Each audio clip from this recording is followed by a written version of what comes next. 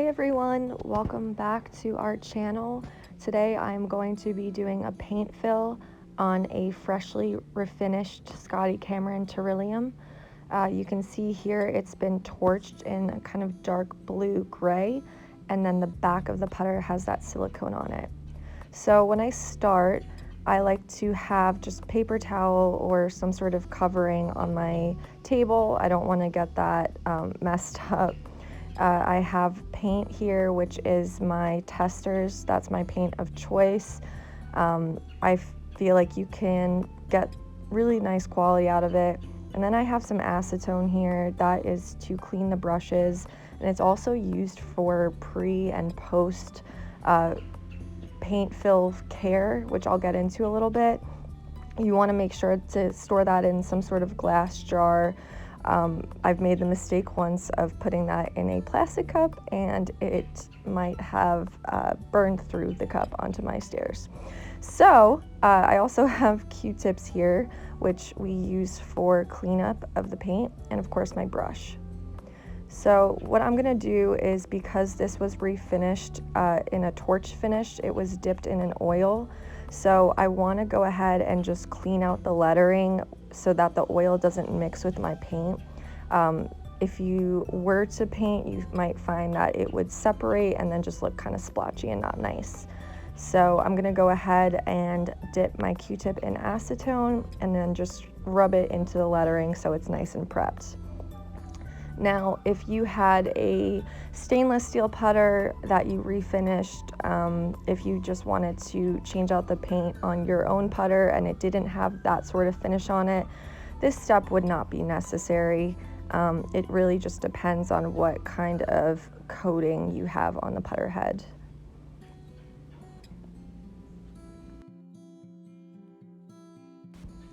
All right, now that that's done, I'm gonna go ahead and take my Testors.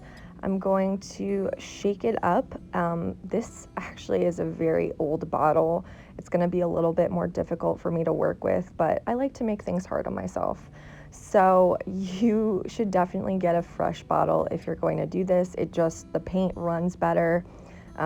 You'll see as I go through this, it's kind of thickened a little bit, which just obviously doesn't trickle into the lettering nicely. It just makes my job a little harder, but I'm gonna go ahead and get some of that paint on my clean brush.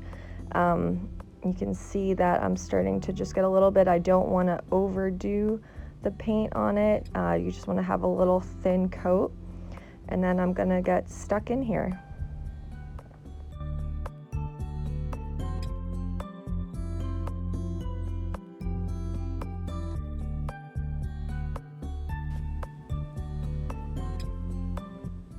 Yeah, so you can see here, I'm starting to paint it. It's not coming out the best. So I'm just going to go ahead and just stir the paint a little bit better because it's pretty thick. But like I said, when you get a fresh bottle, you just want to shake it up, make sure that it's nice and loose and ready to go. And you should be smooth sailing.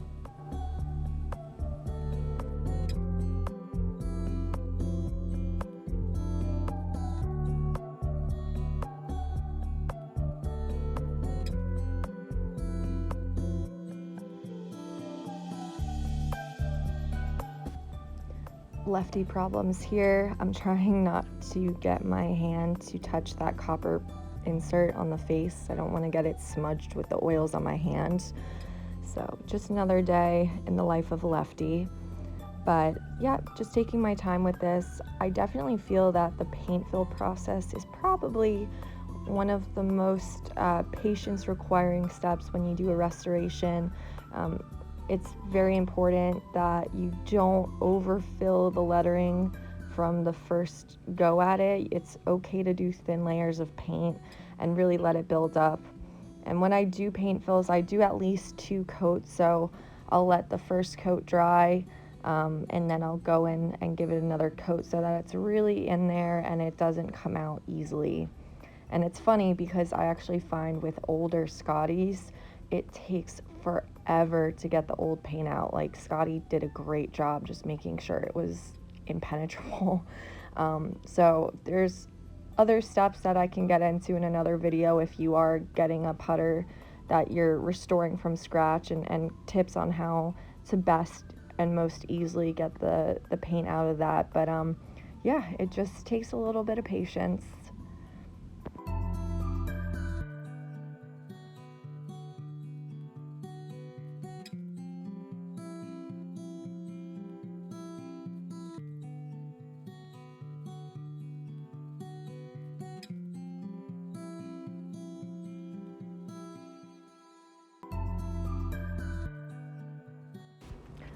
All right, I've let the other side dry for about 30 minutes or so.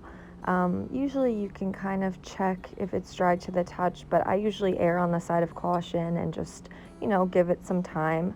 So I'm gonna go ahead and start on the bottom of the putter now. Again, I'm just going through with a Q-tip soaked in acetone to clean out some of the oil that might be residually sitting in the lettering and the line. So I'm just taking some time to do that prep work now, and I'll just kind of speed through this side. I am using white for this part again, so my favorite clumpy white. And then I'm going to use this really nice, pretty copper paint, and I don't know why, but I find that the Testors metallic colors, so the gold, the silver, the coppers, they tend to flow very nicely, and they're very, very nice to work with. So enjoy.